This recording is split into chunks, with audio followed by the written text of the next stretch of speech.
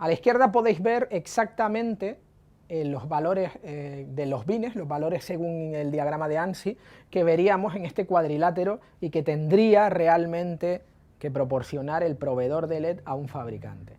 ¿Esto por qué viene bien? Pues viene bien porque según el tipo de fuente que utilicemos, por ejemplo, vamos a hablar de las fuentes LED de Dedolight. Dedolight incluye en el interior de la carcasa, incluye siempre, además del número de serie, el número de bin. Eso significa que si nosotros tenemos un plató con distintas fuentes del mismo fabricante, en este caso de Dedolight, y pasado mañana, cuando hayan pasado 20.000 horas o las que sean, el LED se ha agotado y cambiamos ese LED, podemos especificar qué bin queremos, porque no todos van a morir al mismo tiempo, no todos habrá que cambiarlos al mismo tiempo, y si de repente nos viene un bin que en ese momento será de un LED mejor, en realidad será mejorado y demás, pero nos dará un color distinto. Y nos encontraremos con que según vamos cambiando las fuentes vamos a tener dominantes porque los bines son diferentes. Pues bien, sabemos de cada uno de ellos el número de bin exacto para poder pedir el recambio con ese bin. Eso es muy muy importante poder hacerlo. Es algo que en general importa muchísimo porque, como podéis ver en la parte baja de la imagen, de cada 10.000 LED fabricados se pueden obtener bines precisos aproximadamente de unos 130 a 150 de esos 10.000. O sea, no es ninguna tontería, siempre hacemos la misma comparación, pero sigue siendo una comparación válida. La fabricación y la elección de bines para iluminación profesional basados en LED es como escoger diamantes, cuáles valen, cuáles no, cuáles son más puros, etcétera, etcétera, etcétera. Aquí es cuando veis que realmente no todos los LEDs son iguales. No os volváis a creer, ni quiero volver a oír eso de que el LED del chino cualquiera que compro es exactamente igual que el LED de la fuente carísima. Hay veces que sí, pero muchas veces no. Y hay diferencias reales. No nos lo estamos inventando, ni la mayoría de los fabricantes se lo están inventando cuando dicen que hay distintas calidades. Y no, no es lo mismo comprar el LED en el IKEA que comprarlo de una fuente profesional. El siguiente punto que tenemos que tener en cuenta, hemos hablado de estabilidad de color, es la consistencia de color. La consistencia de color, recordad, tenemos dos fuentes del mismo fabricante, puestas a lo mejor iluminando un sitio, etcétera, etcétera. Pueden ser fuentes normales, no tienen por qué ser fuentes para iluminación de cine o vídeo, pueden estar en un museo, pueden estar en una cafetería. Y el problema que hay con la consistencia es que veamos desviaciones con las mismas fuentes, el mismo tiempo de uso, etcétera. ¿Cómo se notan? Bueno, aquí tenemos de nuevo un diagrama de cromaticidad ampliado para ver el cuadrante o el bin, y dentro del cuadrante, como podéis ver, la elipse de Macadam, y vamos a ver cómo desviaciones de 2 pasos nada más pueden tener diferencias notables. Fijaos cómo en este caso existe una falta de consistencia que nos da una dominante cálida y solo nos estamos desviando dentro de la curva de Planck, nos estamos desviando el equivalente a 2 elipses de Macadam, 2 pasos de la elipse de Macadam. Y tenemos una inconsistencia más cálida. Si vamos hacia el otro extremo, inconsistencia fría. Tened en cuenta que esto estaría exactamente en el mismo sitio. Una nos estaría dando un color y otra otro completamente diferente. Lo mismo pasaría con la desviación de la curva de Planck. Si la desviación, si habláramos de desviación de curva de Planck en vez de cambio de temperatura de color correlativa, fijaos, de nuevo 2 pasos dentro de la elipse de Macadam, pero en este caso hacia arriba, positivos, tendríamos dominante verde y hacia abajo dominante magenta. Es decir, que en la imagen que vemos ahora podemos ver varios efectos de esto. Primero, tenemos las fuentes recién compradas y tenemos los 2 sofás que veis ahí iluminados y todo es maravilloso y genial y bla bla bla. Los sofás no es que sean nada del otro jueves, el cuadro del fondo es un horror, pero básicamente está bien iluminado. En la parte central tenemos lo que pasa cuando han pasado X años. Sí, pues bueno, ya no nos da igual, los sofás todavía parecen más horribles, el cuadro se ha quedado igual de feo, pero vemos que efectivamente se mantiene la consistencia. Pero el mayor problema es la tercera imagen. Vemos que las 2 fuentes de luz no tienen el mismo color, son del mismo fabricante, tienen las mismas horas del uso y, en fin, este es el problema, cuando no se fabrica con una consistencia. Y aquí podríamos ver lo que ocurre in situ. Si esta es una foto real en un lugar real y todas estas fuentes que veis ahí, que son, ya veis que hay una diferencia, parece que está hecho a posta para que quede más bonito y quede casi el arco iris, pero no, chicos, esto tenía que tener el mismo color. Y sin embargo, pues ya veis, estas cosas ocurren. Motivos por los cuales ocurre esto. Varios motivos afectan a la consistencia de color, a veces en la misma fuente. Pero el factor más importante de todos, me voy a centrar solo en uno, es la temperatura a la que están operando las fuentes LED en este caso. No hay nada más crítico para una fuente LED que la temperatura a la que está operando. Pero si los LED son fuentes frías, si no dan calor, efectivamente, si yo me pongo delante del LED, no me está dando ningún tipo de calor. Pero aquí dentro sí que hace calor. De hecho, en este tipo de LED en concreto, toda esta parte posterior que veis es una carcasa diseñada única y específicamente para disipar la cantidad de calor que se genera en el LED. Aquí hay discusiones de cuál es la temperatura a la cual debe funcionar un LED internamente. Todavía no hemos llegado a una conclusión. Los mejores fabricantes empiezan a llegar a la determinación de que a lo mejor para tener un buen rendimiento, tanto de color como de vida útil, a pesar de que la vida de cualquier LED es muy grande, mucho más que cualquier otra fuente de luz, vienen a ser 65 grados centígrados. Lo que está claro para todos los fabricantes es que el LED peta a los 85 grados. Esto es una verdad inmutable. A partir de los 85 grados, cualquier relación con la realidad puede ser mera coincidencia. Luego veremos que esto se examina a la hora de analizar los LED de forma profesional. Pero efectivamente 85 grados es esa temperatura a la que no queremos llegar, no queremos que el LED llegue a esa temperatura. Y ya digo, no es algo que vosotros vayáis a notar, porque podéis tocar esto y nos vais a enterar, y porque en la parte delantera no vamos a notar ningún tipo, no genera ningún tipo de calor. O sea que es muy importante para que eso no pase, los materiales, la materia prima, y los mecanismos y los aparatos utilizados en la fabricación para producir los LED. Y también para producir la fuente en sí. Claro, si nosotros no tuviéramos, por ejemplo, esta carcasa específica para disipar el calor, a pesar de que estuviera maravillosamente bien fabricada la unidad de LED, se calentaría y sobrepasaría esos 85 grados. También importa el entorno donde estamos. No es lo mismo tener la fuente en el desierto del Sáhara que tenerla en Siberia. Cualquiera afectará de distinta manera al LED. Cuanto mejor sea la carcasa, menos se verá afectado por ese problema. Por eso es tan importante la fuente de luz, por eso no es lo mismo hacer la fuente de luz de PVC que de acero inoxidable, que de titanio, etcétera, etcétera. Y por último, la corriente eléctrica. No es lo mismo la corriente continua que la corriente alterna, esto es muy importante. En Estados Unidos, además, siempre tienen pequeños problemas con estas cosas porque ellos son fanáticos de los cambios de la corriente y demás. Pues bien, consistencia de color. Hemos hablado, ya digo, de la estabilidad y hemos hablado de la consistencia. La tercera premisa básica, la que nos falta, es el mantenimiento de lumen. Esto que suena fatal, pero el mantenimiento de lumen, básicamente de lo que habla es de la depreciación de la calidad de la fuente de luz con el paso del tiempo. Para medir esto, habitualmente se utiliza un método conocido como el test LM80, test elaborado por otra sociedad estadounidense, la Sociedad de Ingenieros de Iluminación de Norteamérica, llamada IESNA. Bueno, pues la IESNA recomienda hacer este test. Los resultados de este test son más de 100 páginas de datos, aburridísimas, pero a la gente que compra los LED para meterlo en sus fuentes de luz le resulta fundamental. Entre otras cosas, el test LM80 hace pruebas a 3 temperaturas diferentes, 55 grados, 85 grados y una tercera temperatura que elige el fabricante o proveedor del LED concreto, y que normalmente están escogiendo temperaturas que van entre los 100 y los 105 grados. Insisto, a partir de 85 el LED ya no está en sus mejores momentos, con que 100, 105 estamos hablando de temperaturas de funcionamiento extremas para un LED. Se prueba con corriente continua y con 25 grados de temperatura ambiente en un plato específico durante un mínimo de 6.000 horas y se van recogiendo datos cada 1.000 horas. ¿Qué ocurre con esto? Bueno, lo más curioso es que, al igual que ocurre, ojo, porque esto ya pasa en los HMI, los mayores cambios por el paso del tiempo en la calidad del color suelen ocurrir en los primeros momentos de vida del LED y no al final. La mayoría de las fuentes de iluminación, las lámparas de descarga, las de arcos, las de tungsteno, pues el filamento se va a la mierda, la descarga explota, se funde, etcétera, etcétera, es decir, petan. Eso no pasa con el LED. El LED dura muchísimo más, o sea, su vida real va muchísimo más allá que su vida útil, pero su vida útil acaba mucho antes. En los mejores LED, como podéis ver, hay una desviación normalmente, o podemos medir con el test LM80, una desviación de la curva de Planck, normalmente entre las 600 y las 5.000 horas de uso, al principio de su vida útil.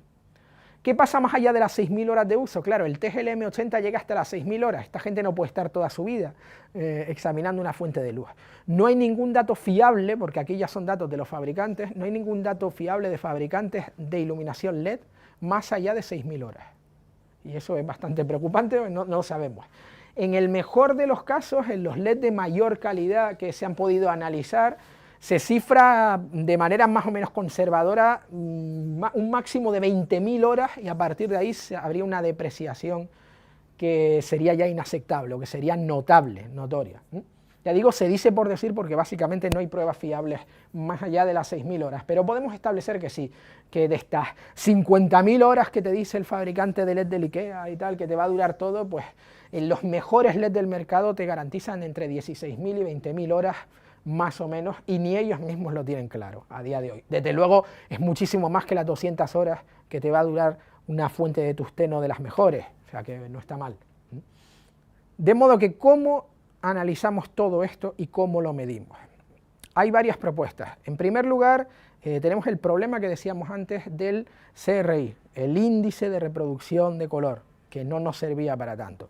Una de las propuestas es utilizar lo que se llama un CRI mejorado o un CRI expandido, y para eso hay que retrotraernos a cómo se utiliza realmente el índice de reproducción cromático. ¿Qué hace el CRI expandido? Normalmente el índice de rendición cromático lo que hace es comparar la reproducción de 8 colores pastel, siempre con la misma fuente de iluminación, la que se está probando, y compararlo con una fuente de referencia que tiene la misma temperatura de color correlativa. Haces la media aritmética de los 8 valores y tienes este valor de CRI que veíamos en el cuadro de hace unos minutos, aquel que nos decía que 70, 80, 90, etc. Bueno, el problema es el siguiente: con 8 valores, la media aritmética de 8 valores no es suficiente a día de hoy, y no desde luego para las nuevas fuentes de luz. En realidad hay más, hay hasta 15 o 16 parches, de los cuales el extendido utilizaría 14 parches de color que están estandarizados, pero realmente los últimos 6 es que no se usan casi nunca. ¿Cómo se pueden utilizar? Bueno, se puede, luego veremos que hay instrumentos para hacerlo. Muy importante, en lo que llaman CRI extendido o CRI mejorado, es la medición del valor número 9, ese que veis a la izquierda de la imagen que pone R9. ¿Por qué? ¿Por qué es tan importante? Bueno, porque es el valor que corresponde con el rojo fuerte, y normalmente el mayor problema del índice de rendimiento cromático es que no nos sirve para medir colores muy saturados. El R9 en cualquier fuente de iluminación, la medición del R9 siempre va a ser la peor o el peor valor de todos, de los 14 que hay en general, siempre será el peor, el más bajo. El R9, si es superior a 0, ya es bueno, si es superior a 50 es muy bueno, si es superior a 75 es excelente. Es muy importante el valor de R9 para todo lo que contenga rojo, y no olvidéis que la piel humana contiene más rojo que cualquier otra cosa. Bien, tercer señor feo al que tenemos hoy, cuarto si contamos al que habla.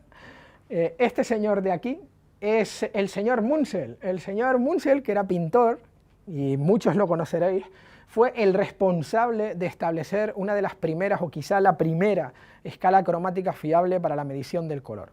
Esto tiene una parte buena y una parte mala, porque el señor Munsell era pintor, como he dicho antes. Bueno, y los pintores tienen esa manera de llamar a los colores que nos recuerda mucho, pasa siempre esto que habéis visto tantas veces, de lo que nos reímos tanto, que los tíos conocemos 7 colores y las mujeres 236, ¿no? Pues bien, Munsell es pintor, y los pintores son como las mujeres, conocen un huevo de colores que yo nunca he conocido en la vida. El Atlas de Munsell, que es conocidísimo, la primera versión es de 1913, se basa en lo siguiente. Primero tiene una escala de valores que son directamente escalas de gris, o una serie de valores de gris. Luego tiene un círculo cromático alrededor, que lo que nos indica son los tonos, y dentro de cada tono tiene una intensidad diferente, o sea, una saturación. En esto se basa el Atlas de Munsell. Pues bien, el tema es que el índice de rendimiento cromático está basado en los colores del Atlas de Munsell, y por eso está un pelín desfasado, sinceramente. En lugar de hacer la media basándonos en los 8 primeros tradicionales, lo que podemos utilizar es un espectrómetro, como el que veis aquí, para tomar los datos de los 14 índices, no solo de 8. Y el resultado vendría a ser algo así. Aquí tendríamos la medida de los 14 y aquí tendríamos, como veis, el rendimiento espectral de cada una de las luces. Esta sería la consecuencia de hacer una medición del índice de rendimiento colorimétrico, del índice de rendimiento cromático expandido. Aquí podéis ver, aplicando los colores del test de color del Atlas de Munsell, os podéis reír un buen rato con los nombres de los colores, ¿vale? Esto de verde amarillento moderado, púrpura rojizo claro, etcétera, etcétera, cuáles están tradicionalmente incluidos en la medición tradicional del CRI, y a la derecha los que no están normalmente incluidos, incluso dos de ellos que no suelen estar incorporados ni siquiera en la medición expandida. Muy importante, el R9, ese rojo fuerte que siempre va a ser el valor peor dentro de cualquier fuente de iluminación. Y otra de las cosas, a pesar de que veis que el R15 se llama color de piel, yo he añadido aquí entre paréntesis lo que veis. Por experiencia he llegado a ver que el color de piel a lo mejor asiático cuadra, pero realmente para un caucásico el verdadero color de piel es muy importante, es el valor R13, es decir que muchos de vosotros, los que seáis caucásicos, o sea blancos espantosos como yo, que sepáis que según Munsell somos rosa amarillento claro. O sea que ya tenéis un color muy gracioso del cual nos podemos reír. Pedazo de rosa amarillento claro todos nosotros. Pues bien, esta es la medición un poco, ya digo, del índice de rendimiento colorimétrico o cromático expandido. Pero no es suficiente. No es suficiente, ¿por qué? Porque hay longitudes de onda que no se ven reflejadas en absoluto, porque hay colores saturados que no se ven reflejados en absoluto y porque esto pertenece a un espacio de color totalmente desfasado y en general obsoleto. ¿Qué podemos hacer? Pues bien, aquí hay distintas instituciones que llevan trabajando desde hace muchos años en un nuevo sistema estándar de medición. Y aunque todavía no es un estándar internacional, sí que existe un nuevo estándar europeo que merece la pena conocer, que se llama el TLSI. Son las siglas del Índice de Consistencia en la Iluminación para Cine y Televisión, o Television/Film Lighting Consistency Index. ¿Esto quién lo ha elaborado? La Unión Europea de Cadenas de Difusión, o EBU. La EBU pues es esta gente que determina siempre cómo van a ser las cartas de ajuste en cámara, las cartas de color, etcétera, etcétera, etcétera, a nivel europeo. Y como siempre tienen que ser diferentes a los estadounidenses, que cada uno hace sus propias historias y demás.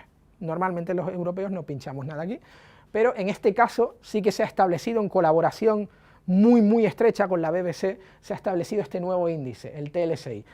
El TLSI está pensado para incluir las longitudes de onda más largas de 630 a 700 nanómetros que no aparecen en el CRI y los colores realmente saturados. ¿En qué se basa? Toma medidas de la distribución de potencia espectral, es decir, todas estas medidas que hemos visto antes, más suaves o con más picos de la fuente de iluminación, mediante un espectroradiómetro, un espectrómetro como el que hemos visto antes, y analizar el comportamiento de cada una dentro de un contexto, y ese contexto es el de la corrección de color a posteriori. Es muy interesante porque los valores del TLSI no dependen del color o el diagrama, dependen de la cantidad de trabajo que tiene el colorista a posteriori para corregir. Es muy gracioso, pero es así. En eso se ha basado el TLSI. Tiene una parte buena y una parte mala. Sí, es mucho más preciso que lo que teníamos hasta ahora. Pero como podéis ver en la imagen, también tiene un problema. En primer lugar, vamos a ver qué significan los valores del TLSI. Exactamente igual que el CRI, los valores van de 1 a 100. La escala en este caso no es lineal y, como he dicho, está relacionada con lo difícil que le resulta al colorista corregir color en la postpro. En el valor más alto, que va de 85 a 100, los errores son mínimos y el colorista podría pasar tranquilamente de corregir color, no le haría ninguna falta. De 75 a 85 se puede hacer una corrección, puede que sea necesaria, pero realmente para cualquier colorista medianamente profesional no va a suponer ningún problema y la va a hacer muy rápido. De 50 a 75 el colorista va a corregir sí o sí, y puede que llegue a tener un resultado que podamos decir es aceptable, pero desde luego se va a cagar en nuestros muertos porque le va a llevar bastante tiempo. De 25 a 50 el rendimiento de color es pobrísimo, hace falta un colorista que sepa lo que se hace, se va a acordar ya de toda su familia y desde luego, aunque lo corrija, los resultados nunca van a ser resultados que estén a la altura de una emisión broadcast profesional. Y por último tenemos el caso de 0 a 25, que el colorista directamente escoge entre cortarse las venas o dejárselas crecer, porque no se puede hacer nada con semejante mierda. O sea que eso vendría a ser el TLSI. He dicho que tiene una parte negativa. ¿Cuál es la parte negativa del TLSI? La parte negativa del TLSI es cómo se ha medido. Se ha medido intentando encontrar un estándar y una media entre distintas cámaras del mercado. ¿Por qué? Hemos dicho antes que los sensores tienen un comportamiento diferente, sobre todo con las fuentes de iluminación LED. Lo más gracioso de todo esto es que la sacrosanta BBC, a la que respeto mucho, porque hace unos white papers acojonantes, ha decidido hacer esta medición con las cámaras tradicionales broadcast de emisión que ya existen, no con toda la nueva hornada que viene y que ya está presente. Es decir, han hecho una media con 8 cámaras, concretamente 8 sensores diferentes de 8 cámaras. 7 de esas 8 cámaras son cámaras con un bloque óptico con prisma de separación de color y por lo tanto con 3 sensores, y 3 sensores, y aquí lo importante, es SD. Si hiciéramos este tutorial dentro de 5 años, no estoy seguro de si quedaría en televisión alguna cámara que funcionara con CSD. ¿De qué nos sirve el TLSI entonces? Si las diferencias más bestias, sobre todo con iluminación LED, se dan en los CMOS y no en los SD, y los CMOS van a ser el estándar, prácticamente lo son ya. Solo hay una cámara, la octava, con sensor CMOS, bien elegida, es la Arri Alexa, es el sensor con mayor rango dinámico del mercado y con la mejor curva, diría yo, la LOC-C sobre todo en los blancos, pero es una cámara frente a 7. Obtener la media con una cámara CMOS y 7 con CSD es un poquito ridículo, incluso para la BBC. No soy yo quien para enmendarles la plana a estos señores, pero realmente es para pararse a considerar si el índice este va a salir al mercado desfasado desde el principio. O sea que siempre esto va a requerir sucesivos reajustes, por supuesto, y se irá actualizando, con lo cual supongo que esto se corregirá. Pero a día de hoy, más fiable que el CRI es, pero de nuevo ya digo, 3 SDs, pues hombre, es una cosa que ya no se suele ver tanto, y por lo tanto no sabemos a dónde nos puede llevar. Y por último, para ver en práctica todo este mamotreto que os he contado, y todo este rollo impresionante y aburrido, lo que vamos a hacer es sentar a una persona aquí y vamos a colocar 2 fuentes de iluminación. Una fuente tradicional, es decir, una fuente de tungsteno, y al lado una fuente LED. Y pondremos 2 fuentes LED de distintas calidades para que veáis cómo y cuánto se nota la diferencia cuando tenemos esa situación tan complicada que es relacionarla con una fuente de incandescencia que en CRI notaría por lo menos un 99, y en TLSI, según los últimos análisis, esta en concreto da un 100. Que cualquier fuente de luz artificial, sea cual sea, y esta es la mejor del mercado, de 100, me hace no fiarme demasiado del TLSI, sinceramente. El 100 solo debería dar el sol. Pero bueno, vamos a ver esto para que veáis realmente en la práctica qué significa todo este rollo macabeo que he soltado. En esta primera imagen estamos utilizando una combinación a la derecha de una luz de tungsteno y a la izquierda de una fuente de iluminación LED de muy buena calidad. Podéis ver como, aunque haya pequeñas diferencias, en general podemos tener una equivalencia entre una y otra. Para eso es necesario que el índice de TLSI de la fuente LED sea muy elevado, que la consistencia del color sea buena, etcétera, etcétera, etcétera, todo lo que hemos venido contando en este tutorial. Ahora hemos cambiado la fuente de iluminación LED por una fuente de baja calidad con un CRI o un TLSI notablemente inferior. La fuente anterior, para ser exactos, tenía un valor de TLSI de 97 y un valor de CRI de 95, y en este caso tenemos una fuente que no sube de 84. Se puede notar claramente la dominante, tirando un poquito hacia el verde, a veces un poco verde, un poco magenta, en la imagen de la izquierda, mientras que en la derecha seguimos teniendo la misma fuente de incandescencia. Como podéis ver, la calidad de la fuente de iluminación, en este caso del LED, sí importa, y mucho, sobre todo si vamos a combinar distintas fuentes, cosa que hacemos últimamente todo el tiempo por motivos de logística o de presupuesto.